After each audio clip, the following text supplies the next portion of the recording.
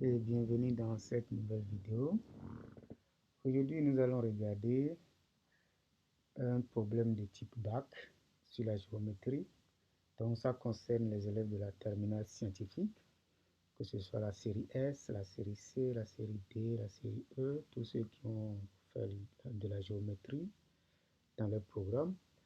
Donc, avant de commencer, je voulais vous inviter à vous abonner. Ça vous permet d'être au courant de nos nouvelles vidéos. Donc, alors, maintenant, on peut commencer. Ici, d'accord, on nous place dans un repère autonomie directe. D'accord, c'est un très bon repère. Et puis, dans ce repère, on nous donne des points A, B, C, d'accord, et le vecteur U. Donc, la toute première question, donc résolution.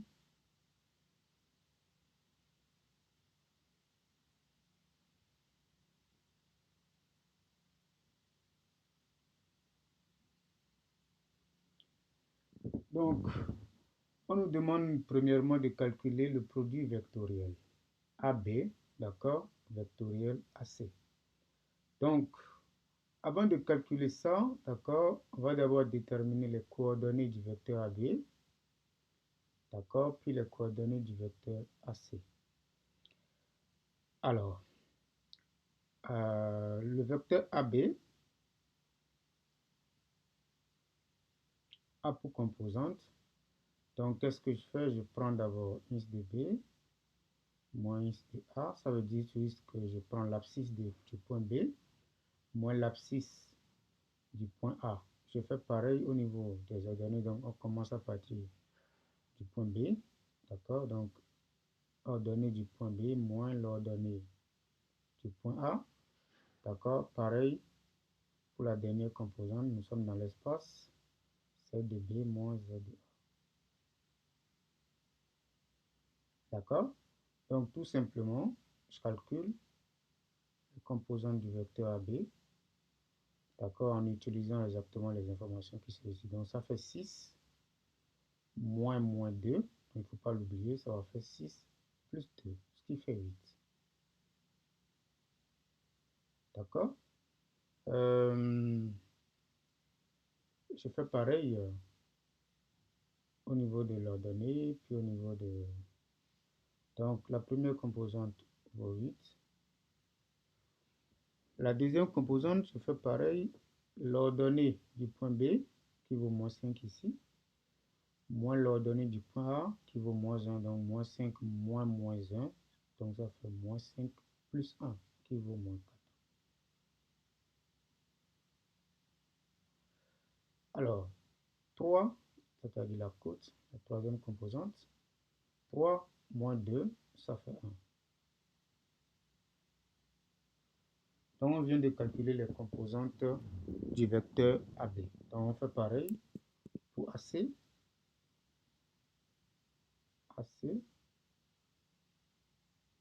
D'accord, comme vous connaissez maintenant la formule, il faut faire ins de C moins ins de A.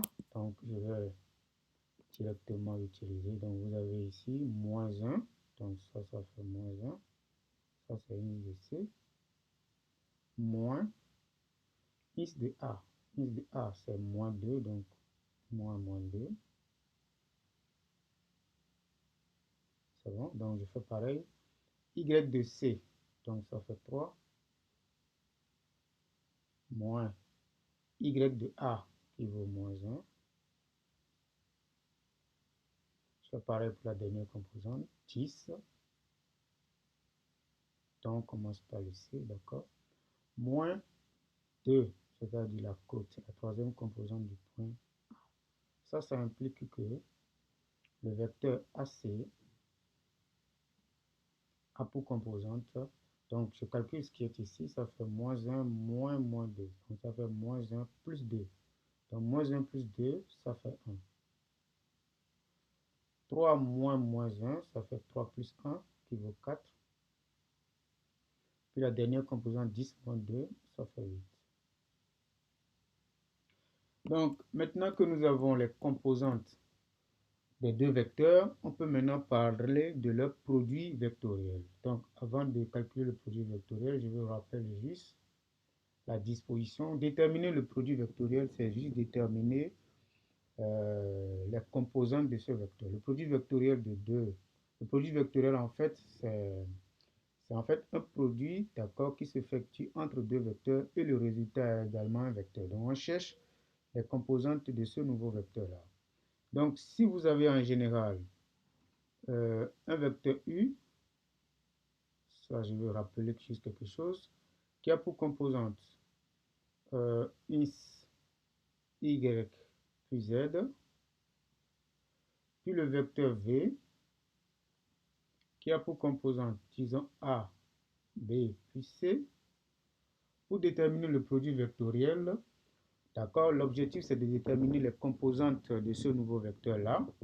Donc, je peux juste utiliser une disposition. Cette disposition-là, la disposition consiste par exemple, vous voyez, à placer de façon verticale. D'autres personnes peuvent l'utiliser horizontalement. Donc, je place ici les composantes du vecteur X. Donc, vous avez X, Y et puis Z. Puis, je répète encore ça, d'accord, dans l'ordre. X et puis Y. Donc le Z, je n'ai pas besoin de ça. Vous allez comprendre tout à l'heure pourquoi j'ai plus besoin de placer le Z. Mais si vous voulez, vous pouvez le placer. Mais vous allez voir qu'on ne va pas l'utiliser. Le vecteur V, je place également ça. Ça fait A, B et puis C. D'accord. Puis je fais la même chose. Je répète encore les coordonnées du vecteur V dans l'ordre là. Ça fait A et puis B. D'accord. Donc je n'ai pas besoin de placer la dernière coordonnée. Donc ce n'est pas nécessaire. Maintenant, pour calculer maintenant le produit vectoriel, nous allons faire la chose suivante. Donc, premièrement, nous allons en quelque sorte éliminer la première ligne. D'accord? Puis, on utilisera maintenant les deux lignes qui suivent la ligne qui a été éliminée, la ligne qu'on vient de barrer là. On va utiliser les deux lignes qui suivent ça pour calculer maintenant la première composante, d'accord, de notre produit vectoriel. D'accord? Donc, qu'est-ce que je fais? J'utilise exactement ça. Donc, vous voyez les deux lignes suivantes. D'accord? Puis, je calcule en quelque chose qu'on appelle déterminant. Donc, je fais juste le produit, ce produit croisé là. D'accord? Donc, je fais ce produit. Donc, vous avez ceci. Puis, nous allons faire ce produit croisé. Ça moins ça. C'est exactement ça la première composante. Donc, ça veut dire quoi? Tout ce que je suis en train de dire, c'est que le produit vectoriel U par V, d'accord? C'est un vecteur qui a pour composante, sa première composante, ça fait ce déterminant-là, d'accord? Ça va faire Y fois C moins B, Z.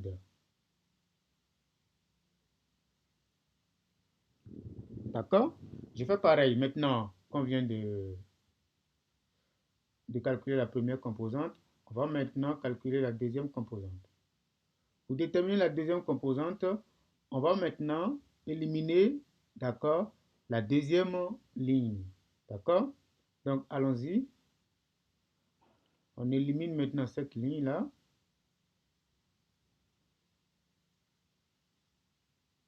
Puis maintenant, on fait quoi? On considère à nouveau les deux prochaines lignes, les deux lignes suivantes. Donc, on fait ça.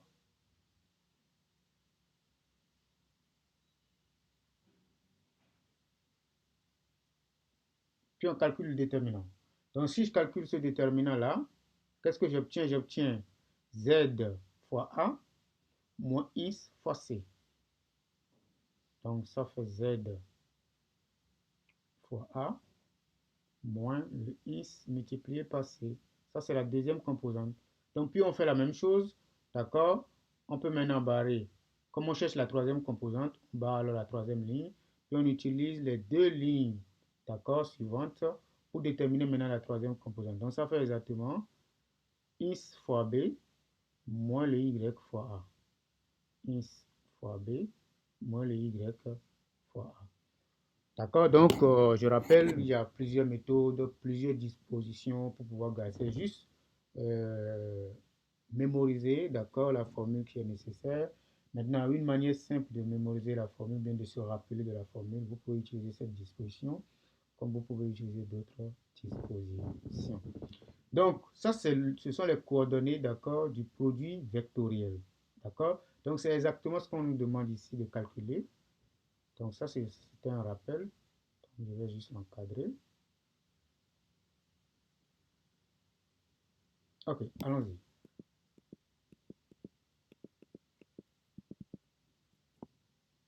Donc, nous allons prendre les coordonnées du vecteur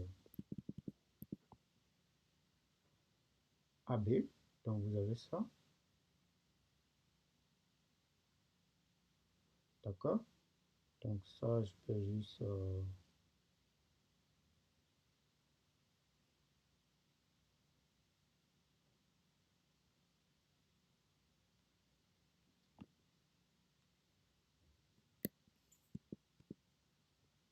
OK, donc, on peut juste l'écrire. AB, d'accord?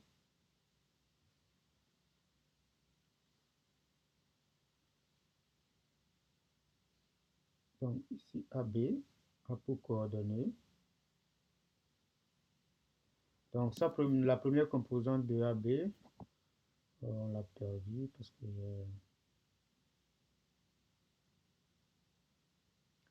c'est exactement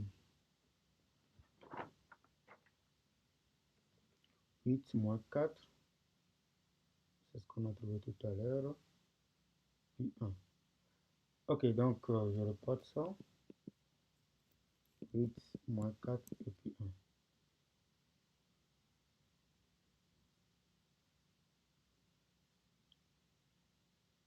AC, c'était exactement 1, 4 et puis 8. Donc, c'est exactement ça. C'est bon? OK, on veut déterminer le produit vectoriel. Donc, j'utilise la disposition. Ça, c'est sur la feuille de brouillon. Vous allez faire ça. Ça, c'est ma feuille de brouillon. Donc, disposition, qu'est-ce que je fais? Je positionne d'abord les coordonnées, le premier vecteur, d'accord? Dans la première colonne, donc ça fait 8, moins 4, puis 1. Je répète ça, 8, moins 4. On fait pareil pour le vecteur AC, donc ça fait 1, 4, 8. On répète, ça fait 1, puis 4. Donc, allons-y. Donc, AB maintenant, vectoriel. AC a pour composante. La première composante, on a dit tout à l'heure qu'il faut barrer la première ligne. Et puis considérer les deux lignes suivantes, d'accord, pour effectuer le produit croisé. Faites ça avec ça. Donc, on fait ça avec ça fois ça, moins ça fois ça. Donc, ça fait exactement moins 4 fois 8. D'accord? Maintenant, moins 1 fois 4. 1 fois 4. Donc, on fait pareil, d'accord? Maintenant, on peut maintenant barrer. Comme on cherche la deuxième composante, on barre maintenant la deuxième ligne. Puis, on considère les deux lignes suivantes.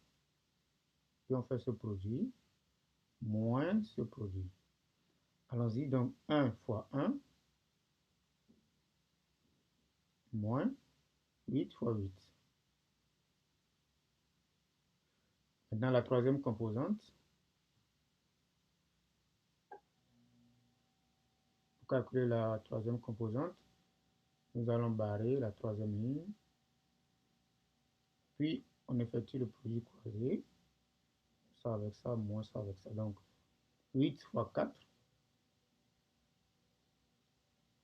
moins, d'accord, 1 fois moins 4. Donc, 1 multiplié par moins 4. Voilà. Donc, à partir de là, on peut facilement, très facilement,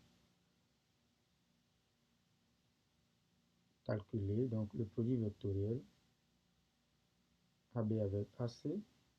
C'est exactement, les composantes sont. Donc, si vous effectuez tout ce qui est au numérateur là, d'accord, on obtient moins 36. La deuxième composante, on obtient moins 63. Et la troisième composante, on obtient 36.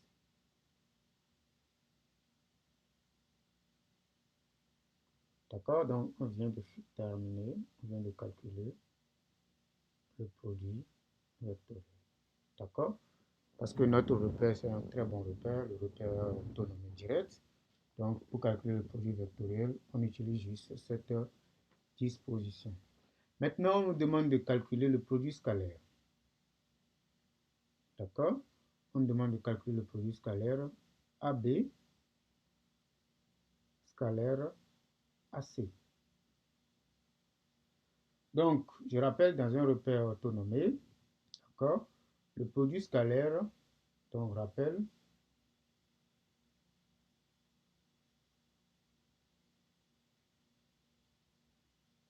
d'accord, dans un repère autonomé, si vous avez U qui a pour composante X, Y, Z, V qui a pour composante A, B et puis C, pour déterminer le produit scalaire U scalaire V, on fait juste le produit composante par composante, puis on fait la somme. D'accord? Donc, produit composante par composante, je fais X fois A.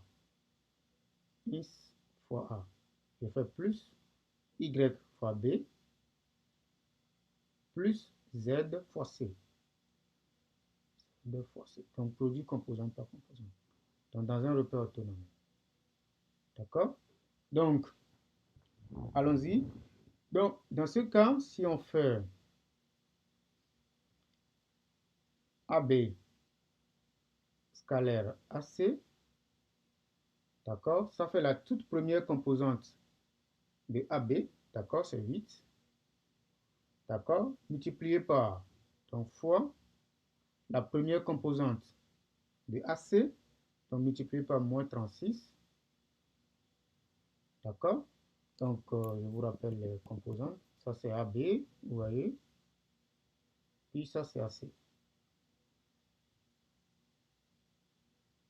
C'est bon? Donc AC, la première composante, c'est plutôt 1. D'accord? Ça, c'est plutôt 1.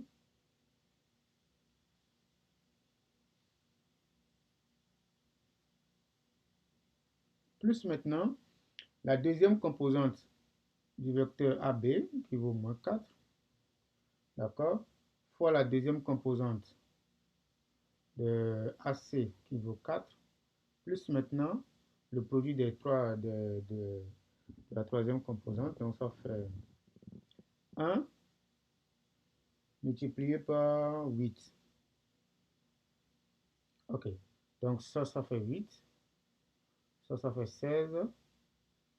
Puis de l'autre côté, ça fait également 8. Donc 8 plus 8, ça fait 16. 16 moins 16, ça fait 0. Donc on vient de calculer, de voir que AB scalaire AC, ce n'est rien d'autre que 0. On vient de terminer avec la toute première question de notre exercice. Le deuxième exercice, on nous demande d'interpréter géométriquement ces résultats, les deux résultats. D'accord? Donc, si vous calculez le produit vectoriel, puis on vous dit d'interpréter géométriquement les deux résultats, qu'est-ce qu'on vous demande de faire? Donc, ici, vous voyez, vous savez que si le produit vectoriel de AB, vectoriel AC, je peux faire un rappel.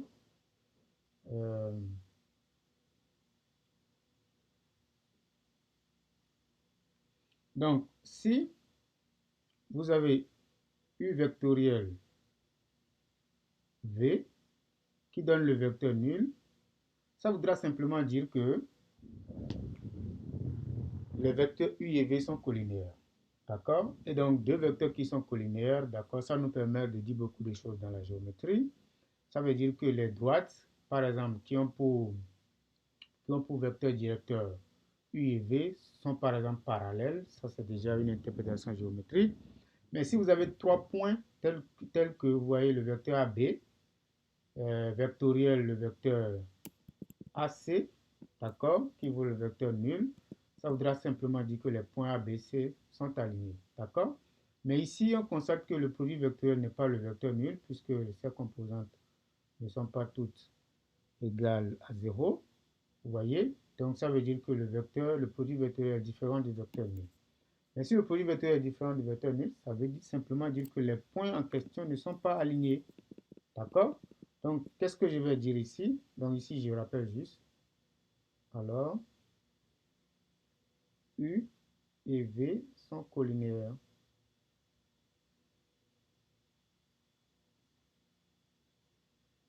Donc, une application concrète, c'est que si vous avez le vecteur AB vectoriel le vecteur AC qui donne le vecteur nul, ça voudra dire que les points A, B et C sont sur la même droite, c'est-à-dire sont alignés tout simplement.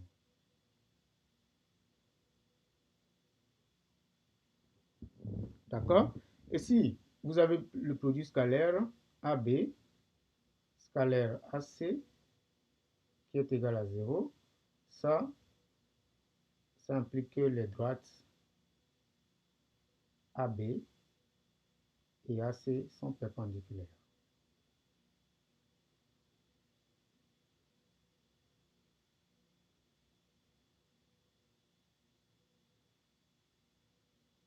Donc, faites très attention ici. Vous voyez, en réalité, je devais dire que les droites sont orthogonales parce que là, je suis dans l'espace. Nous travaillons dans l'espace. Normalement, les deux droites sont orthogonales, mais puisque, en plus de l'orthogonalité, ces deux droites ont en commun le point A, ça veut dire que les deux sont séquentes en ce point-là.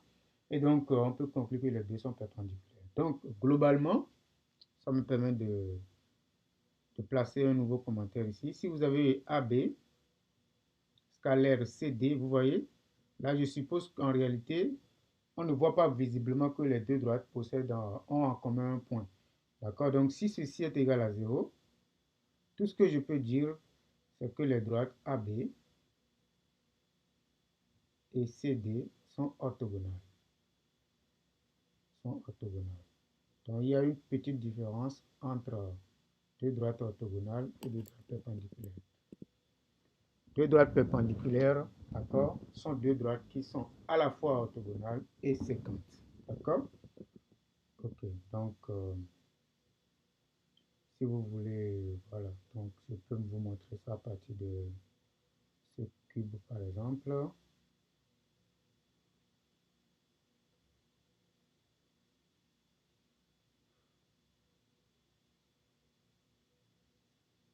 Vous voyez, par exemple, lorsqu'on regarde cette droite par exemple, elle est orthogonale à cette droite. Mais les deux ne sont pas perpendiculaires parce que les deux ne se rencontrent pas. D'accord? Donc ça, c'est que des exemples pour éclairer un tout petit peu. Ok, revenons à notre question plus précisément. Vous avez ici le vecteur, nous voulons interpréter les résultats. Donc nous avons AB, vectoriel AC, d'accord, qui est différent du vecteur nul. Donc, interprétation géométrique, ça voudra dire que les points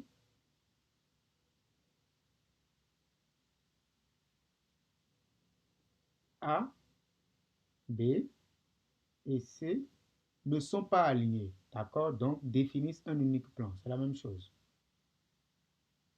Définissent un unique plan. Trois points non alignés dans l'espace définissent un unique plan. Voilà. Donc, c'est la même chose. Quelqu'un d'autre pourrait dire, bon, les points sont non alignés, c'est déjà bon. On peut aussi dire que ces trois points définissent un unique plan.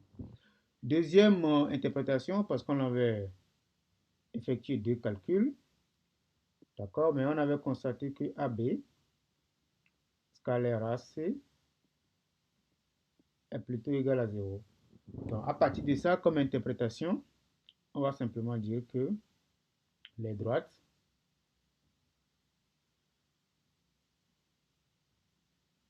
AB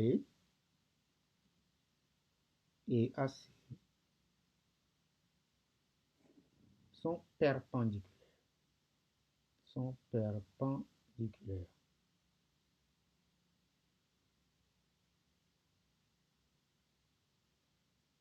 Voilà. Ces deux droites sont perpendiculaires. D'accord? Donc, on peut aussi dire que le triangle ABC est rectangle simplement en A, parce que si vous avez 3 points, d'accord, qui sont tels que ces deux droites-là, 3 points non alignés, tels que ces deux droites-là sont perpendiculaires, nécessairement, le triangle en question est rectangle, tout au moins. D'accord? Voilà, donc ça c'est une interprétation géométrique. Allons-y. Donc, la question C maintenant, on nous demande de regarder, d'accord, les distances AB et AC. D'accord? Allons-y. Donc, pour calculer les distances, qu'est-ce qu'on fait? La question c'est calcul de distance. Distance AB, ce n'est rien d'autre que la norme du vecteur AB. D'accord? Fois l'unité de longueur. D'accord? Ça, c'est l'unité de longueur. Donc, qu'est-ce que je fais? La norme d'un vecteur, c'est quoi? Ça va être exactement la racine carrée de la première composante du vecteur en question au carré. D'accord? Donc, on avait déjà déterminé les coordonnées du vecteur AB. Il suffit, d'accord, de calculer les carrés et puis faire la somme. Donc, si vous voulez, je rappelle rapidement, encore une fois, là. Donc, si vous avez U comme vecteur, sa norme dans un repère orthonormé, ça va être racine carrée de la première composante de ce vecteur au carré, plus sa deuxième composante au carré, plus sa troisième composante au carré. Et ça, c'est la norme du vecteur U. Donc ici, on fait la même chose pour le vecteur AB. Donc pour le vecteur AB, sa première composante, on avait trouvé 8. Donc ça fait 8 au carré, plus moins 4 au carré, plus 1 au carré. Donc si je calcule ça, je trouve racine carrée de 8 au carré 64, plus moins 4 au carré 16, plus 1. Ok, donc vous voyez, 64 plus 1, ça fait 65. 65 plus 16, ça fait 81. Donc racine de 81, ça fait 9. Donc on fait pareil pour le vecteur AC. Donc 9 unités de longueur. D'accord? UL ici désigne l'unité de longueur. Donc AC, la distance AC, on fait pareil. Donc ça fait la racine carrée de, donc, pardon, ça fait la norme du vecteur AB fois l'unité de longueur. Norme du vecteur AC, d'accord, fois unité de longueur. Donc ce qui fait la racine carrée de... Donc je fais pareil, la première composante du vecteur AC c'était 1, ça fait 1 au carré, plus 4 au carré, plus 8 au carré. Donc sans doute il faut calculer tout ça. Donc on voit clairement que c'est la même chose. Carré c'est ça, 4 au carré c'est ça, 8 au carré c'est ça. Donc ça fait la même chose, ça fait 9. Voilà. Donc on vient de finir avec cette question sur la distance. La question D maintenant. On nous demande la nature exacte du triangle. Nature exacte du triangle ABC. Ok, ça va être plus simple parce que vous voyez la première question, au niveau de l'interprétation, on avait déjà remarqué que les droites, vous voyez, nous avons un triangle, d'accord, qui sont telles que les droites, vous avez A, telles que AB, perpendiculaire à AC, D'accord? Ça, c'était l'interprétation géométrique, ce qu'on avait observé ici. Puis après, ce qu'on sait, c'est que les distances AB, d'accord, et AC sont égales. D'accord? Donc, c'est pourquoi j'ai mis le même signe. D'accord? Donc, ici, on voit clairement que nous avons un triangle qui est rectangle et en même temps isocèle. Donc, on dit que c'est un triangle rectangle et isocèle. Donc, on a, comme justification, on a AB perpendiculaire à AC et la distance AB égale à la distance AC. D'accord? Donc, comme conclusion, ABC est un triangle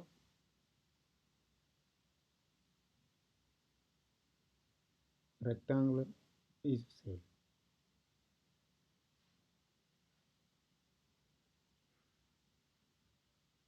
Voilà, donc on vient de finir avec la question D. La question 2 maintenant.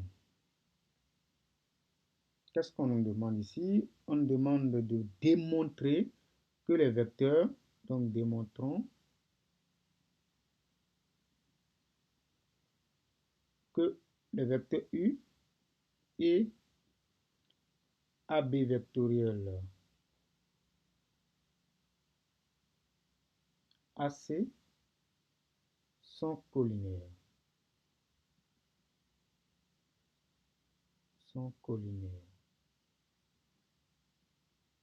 Ok. Donc ici, j'ai envie de vous proposer plusieurs méthodes. Ça vous permet de vous retrouver dans plusieurs situations. Donc la première méthode, c'est de regarder, d'accord, donc méthode 1, méthode numéro 1. Donc, c'est de regarder si vous avez une belle relation entre les deux vecteurs. D'accord? Donc, qu'est-ce que je veux dire par là? D'accord? Je rappelle juste les coordonnées du vecteur U.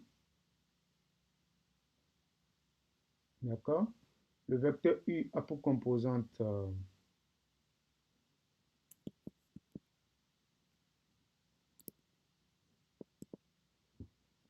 -4,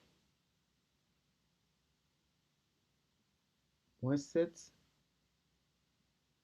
et puis 4. Mais le vecteur AB vectoriel AC a pour composante -36, -63 et puis 36. D'accord? Donc, pour démontrer que ces deux vecteurs sont, par exemple, collinéaires, vous pouvez voir s'il y a une très belle relation entre les deux. C'est-à-dire que, est-ce qu'on peut obtenir les composantes du vecteur là à partir des composantes de ça? C'est-à-dire, -4 fois quoi donne -36. D'accord? Sans doute, ça va être 9. Quand vous prenez 4 multiplié par 9, ça fait 36. D'accord? Donc, qu'est-ce qu'on fait? On dit simplement qu'on constate que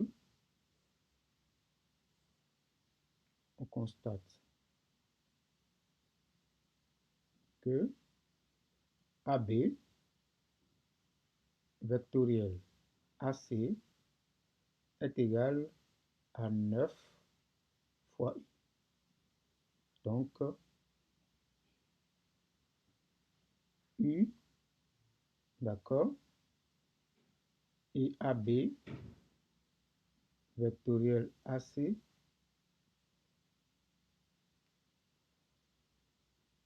sont collinaires.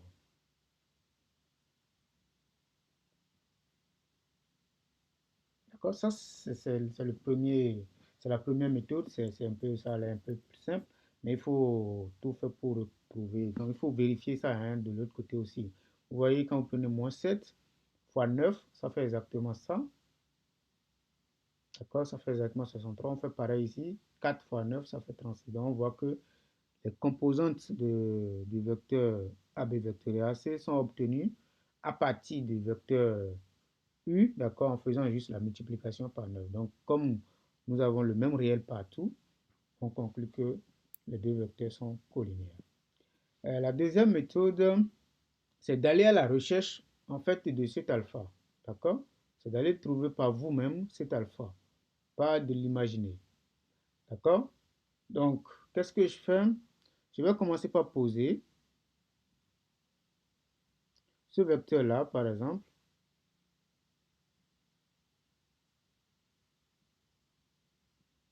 égale 1 alpha fois le vecteur U, avec alpha réel.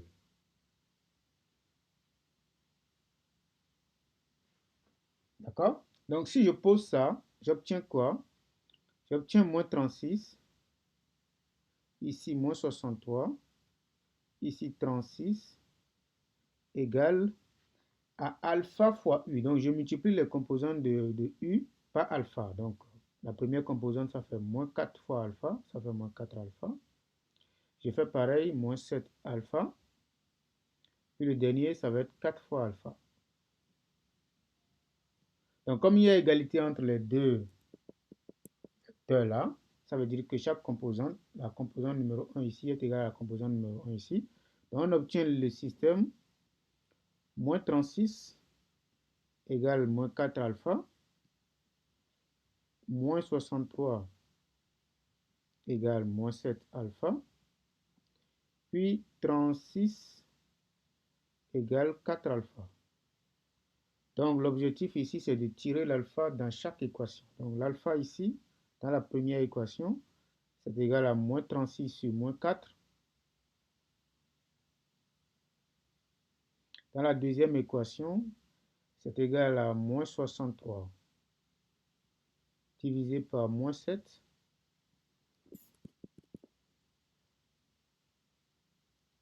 Puis l'alpha, c'est égal à moins 63, ceci.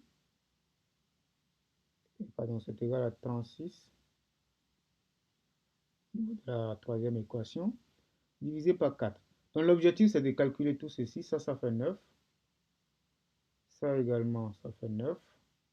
Puis le dernier aussi, ça fait 9. Vous voyez, c'est très beau. Nous constatons que nous avons la même valeur pour alpha, partout. D'accord? Quand c'est comme ça, on dit que les deux en question sont collinéaires. Et vous voyez qu'on retrouve exactement le 9 de tout à l'heure. Donc vous revenez ici, vous pouvez replacer juste l'alpha égale à 9.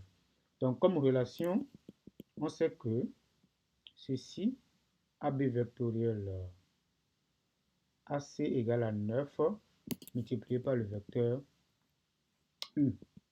D'accord, ça c'est la première méthode. Ça c'est la deuxième méthode, pardon. Donc ici on conclut que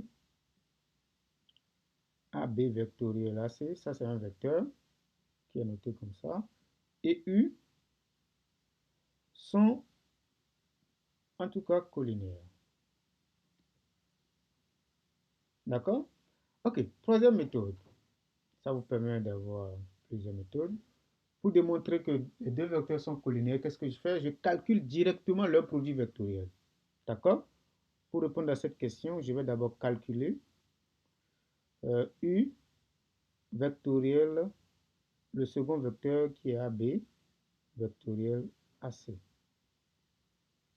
Donc, je fais ce produit-là. Et pour faire le produit, l'objectif, d'accord, qu'est-ce que je m'attends à ce que ce résultat-là, ce produit vectoriel soit égal au vecteur nu. Si le produit vectoriel est égal au vecteur nu, je conclue directement, d'accord, que les deux vecteurs-là sont collinaires. Mais je n'ai pas forcément la belle relation, le coefficient alpha à partir de cette méthode, mais je sais quand même que les deux vecteurs sont collinaires. Ok, allons-y. Donc, pour calculer un produit vectoriel, qu'est-ce qu'on a l'habitude de faire? Il faut utiliser la disposition. Donc, je positionne d'abord le vecteur U. D'accord? Je dispose le vecteur U. Nous avons moins 4. Ça, c'est la disposition. Moins 4. Moins 7. 4. Je répète ça encore. Ça fait moins 4. Moins 7. D'accord? On fait maintenant la même chose pour le vecteur AB vectoriel AC. Les coordonnées du vecteur AB vectoriel AC sont moins 36, moins 63, 36. D'accord? Je répète, ça fait moins 36 plus moins 63. Pas besoin de positionner la troisième composante. Allons-y. Pour calculer maintenant le produit vectoriel, d'accord? Qu'est-ce que je fais? Je vais juste déterminer les composantes de ce produit vectoriel. Donc, allons-y. Donc, je bats ça parce que je cherche la première composante d'abord. Donc, U vectoriel, tout ça.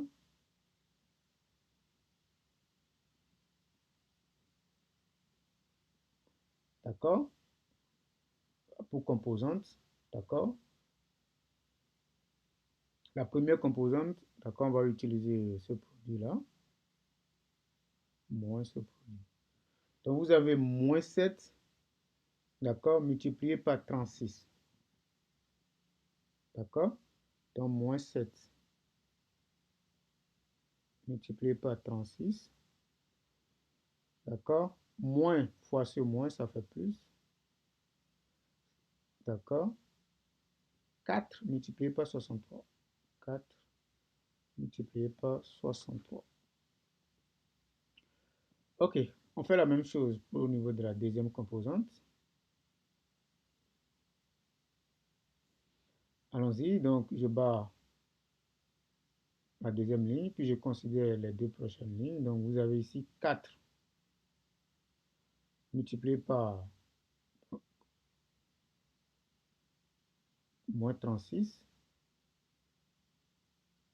Donc moins fois moins, ça fait plus. 4 multiplié par 36. La troisième composante maintenant, il faut maintenant barrer. Troisième ligne, c'est justement la raison pour laquelle il faut faire la disposition sur la feuille de brouillon. C'est mieux comme ça. Donc, vous avez maintenant ça, moins ça. Donc, moins 4 fois moins 63, ça fait juste, les moins vont se simplifier, ça fait 4 fois 36, 4 fois 63.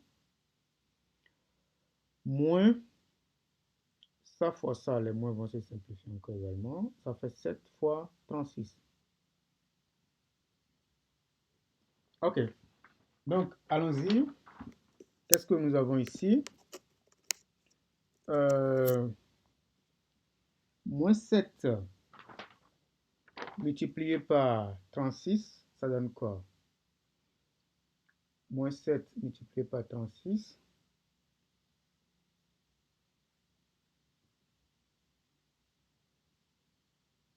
Ça fait 252. D'accord? Donc, ça permet de dire que le U vectoriel AB vectoriel AC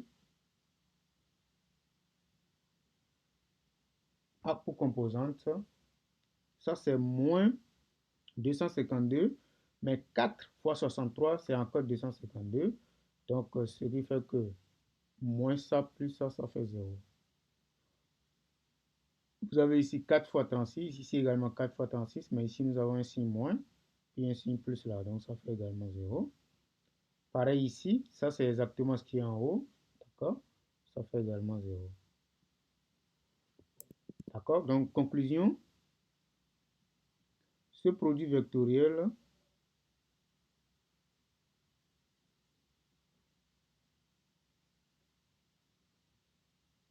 est égal au vecteur nul. Donc, comme je l'ai dit tantôt, si vous avez le vecteur nul, ça voudra dire que le vecteur U et AB, vectoriel AC, et ce vecteur-là, sont collinaires. Sont collinaires. Vous voyez, donc on vient de voir trois bonnes méthodes permettant de justifier que des vecteurs donnés, que deux vecteurs donnés sont collinaires. D'accord? Donc, la question suivante, on nous dit maintenant de démontrer, d'accord? On nous dit de démontrer, c'est la question 3, on nous dit de montrer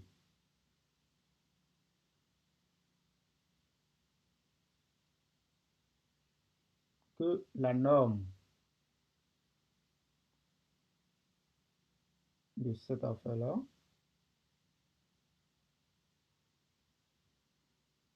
égal à 9 fois la norme de U.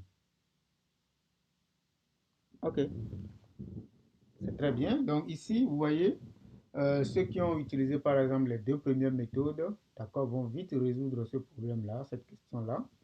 Pourquoi? Parce que vous avez AB. Précédemment, vous avez AB vectoriel AC qui fait exactement 9 multiplié par le vecteur U. Ça implique que la norme de ce vecteur-là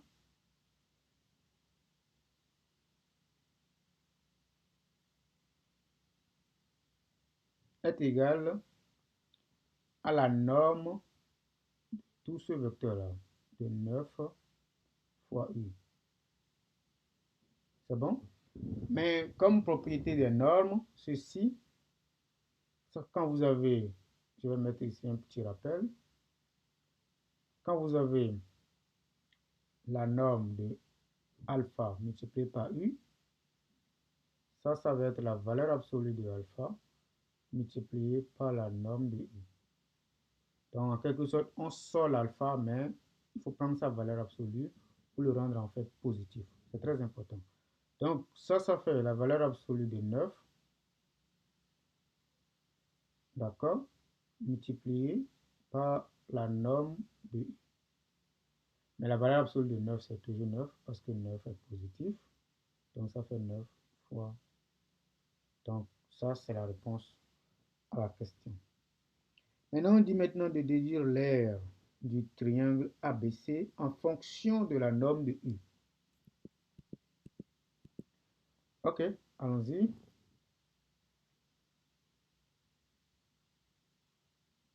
L'aire en fonction. On ne nous demande pas de calculer ça explicitement, mais juste en fonction.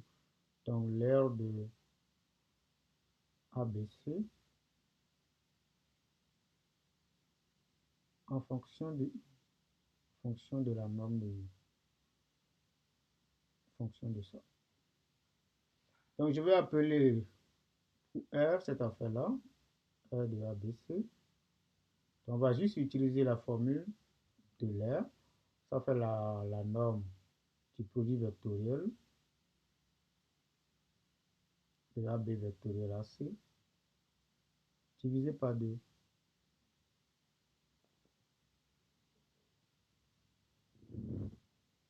C'est bon? Donc, avec ça, je vais maintenant utiliser cette relation-là. On sait que la norme du produit vectoriel est égale à 9 fois ça. Donc, ça fait 9 multiplié par la norme de U. Maintenant, divisé par 2. Donc, une manière simple de l'écrire, c'est ça. Donc, ça, c'est l'aire du triangle ABC.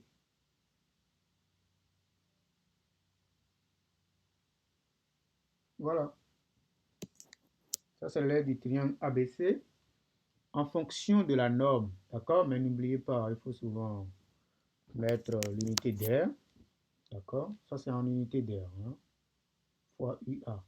Juste l'unité d'air. D'accord? Ok. La question 4 maintenant. On nous demande, on nous donne un point D qui a pour composant 1, 1, 1. Et on nous demande, bon, est-ce que ces 4 points-là sont coplanaires? Vérifions. Si AB, C et D sont coplanaires.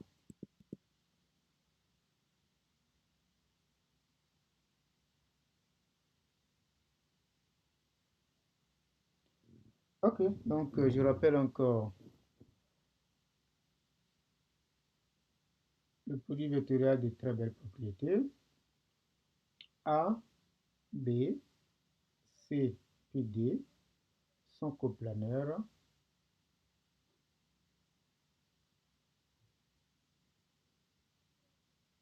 si et seulement si ce produit mixte, c'est-à-dire deux produits, vous prenez AD scalaire le produit vectoriel AB vectoriel AC. Si ce produit mixte, comme c'est des produits, il y a le produit scalaire puis il y a le produit vectoriel. Si ça donne 0, la conclusion c'est que les points sont coplanaires. Si c'est différent de 0, ça veut dire que les points ne sont pas coplanaires. Donc c'est exactement ce que nous allons faire dans notre cas. Donc nous allons commencer par regarder. On connaît déjà ce vecteur-là. On a déjà ses composantes. Il suffit maintenant de calculer les coordonnées du vecteur AD. Donc AD a pour composante.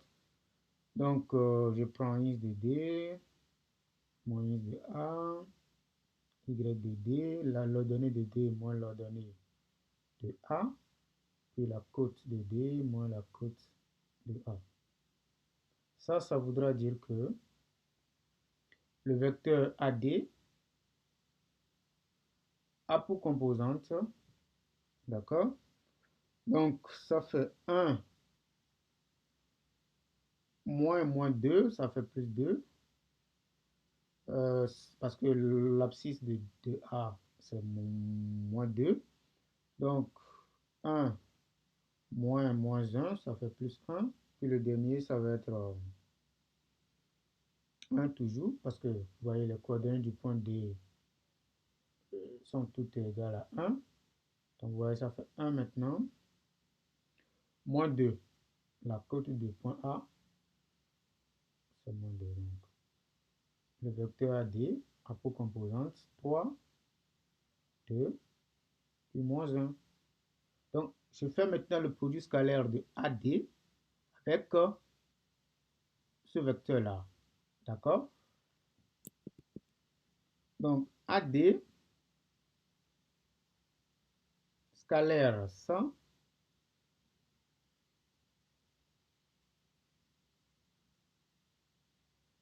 ça va être quoi? Donc, ça fait 3 multiplié par la première composante du produit vectoriel, c'est exactement moins 36. Plus 2, parce que n'oubliez pas le produit scalaire, hein, ça fait le produit composante par composante. D'accord? Puis on fait la somme.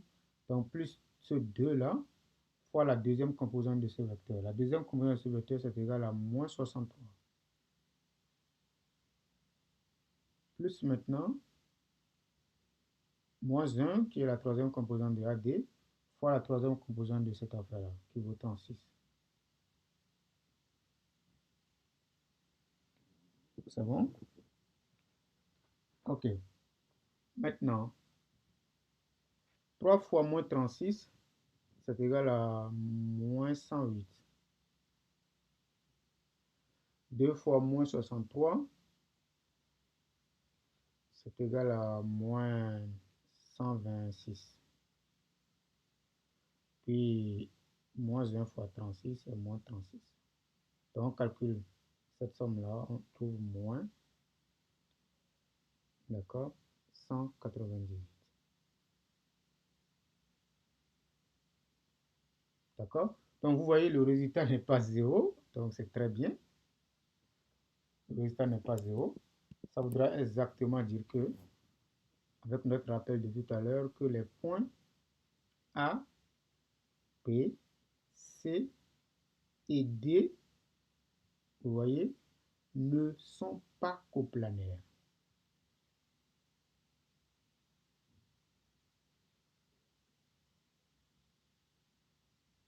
Voilà.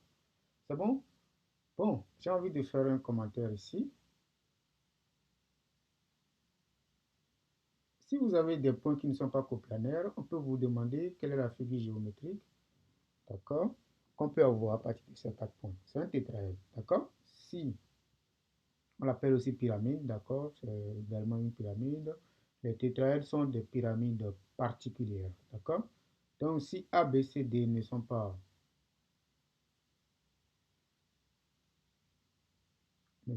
coplanaires,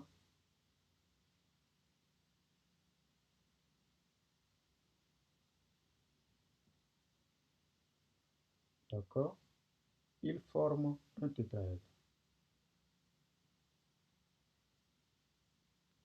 Il forme un tétraèdre.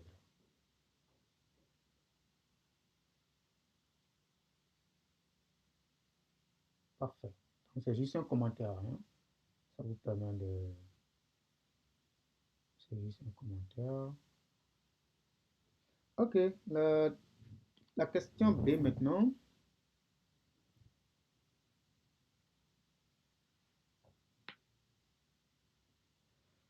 On me demande de calculer la distance du point D, le point de tout à l'heure, au plan ABC. Vous voyez? Calculer cette distance. Vous voyez, on avait bien raison que les points ABC forment bien un plan. Ce plan est généralement noté comme ça. Donc, pas de définition de... Il y a une propriété qui permet de calculer la distance d'un point à un plan. Ça fait juste ça. Ça fait AD, scalaire AD, scalaire vecteur normal de ça. Donc, ça fait AB vectoriel AC. Ça, c'est un vecteur normal au plan. D'accord? On le prend ici parce qu'on a déjà fait ce calcul. On connaît déjà le vecteur normal. Donc, on n'a plus besoin d'aller chercher un autre vecteur normal. Sinon, il y a plusieurs vecteurs normaux pour un plan. Donc, sur la norme, d'accord, du vecteur normal.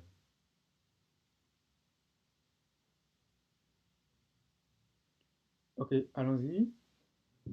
Ici, vous voyez, ce produit mixte qui est au milieu, là, on l'a déjà calculé tout à l'heure, c'est exactement moins 198. On prend sa valeur absolue, il ne faut jamais l'oublier, c'est très important. Divisé par cette norme-là, d'accord? Donc, cette norme-là, on sait tout à l'heure que c'était quoi? 9 multiplié par la norme de U. D'accord? Donc, qu'est-ce que je fais? Je vais juste calculer la norme de U, d'accord? Puis le tout est joué. Mais la norme de U, comme on l'a dit tantôt, ça fait la racine carrée de la première composante du vecteur U, c'est moins 4. Donc, ça fait son carré. Plus sa deuxième composante, c'est 7, c'est moins 7. Ça fait moins 7 au carré. Plus sa dernière composante qui vaut 4 au carré. Alors, si je calcule ça, j'obtiens ça, ça fait 16. Ça fait 49. Puis ça vaut 16 également.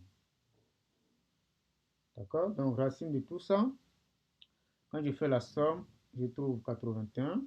Dans la racine, ça fait 9. C'est bon? Donc, si vous prenez 16 plus 49, plus 16 encore, vous obtenez 81. D'accord? Donc, sa racine, c'est égal à 9. Donc, on peut maintenant revenir à notre distance de D au plan ABC, qui fait exactement la valeur absolue de moins 198, c'est 198, divisé par 9 fois 9. D'accord? Donc, vous pouvez maintenant simplifier les choses correctement. Ça fait 198 par 9, c'est 22. Donc, ça fait 22 divisé par 9. En fait, vous faites la simplification. Donc, fois unité de longueur. Comme c'est une distance, donc vous avez ça, qui est la distance demandée.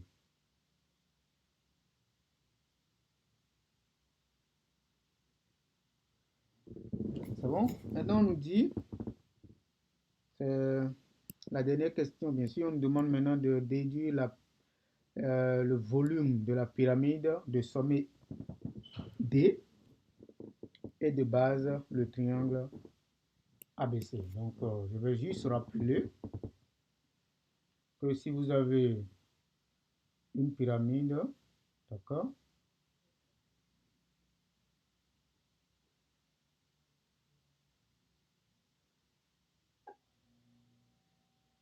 vous avez ça, qui est votre pyramide. de base ABC.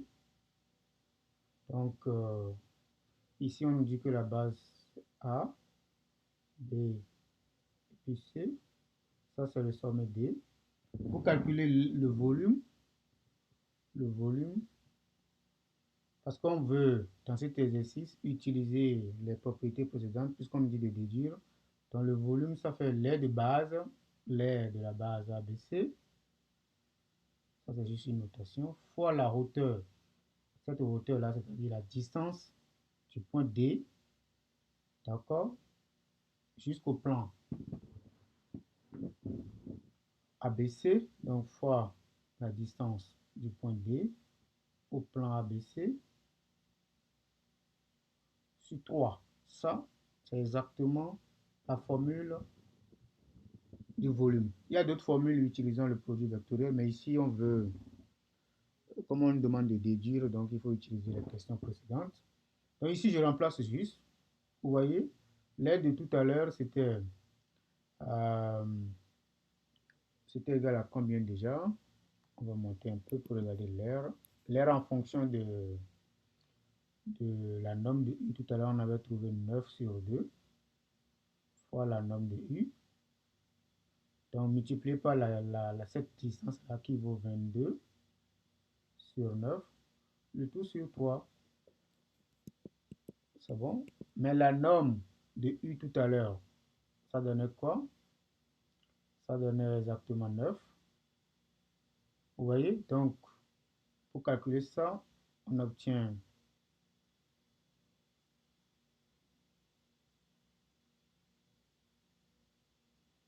on obtient 9 fois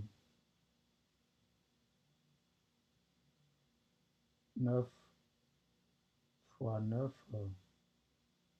sur 2, donc ça fait 81 sur 2, donc je mets d'abord les choses, fois 22 sur 9, le tout divisé par 3.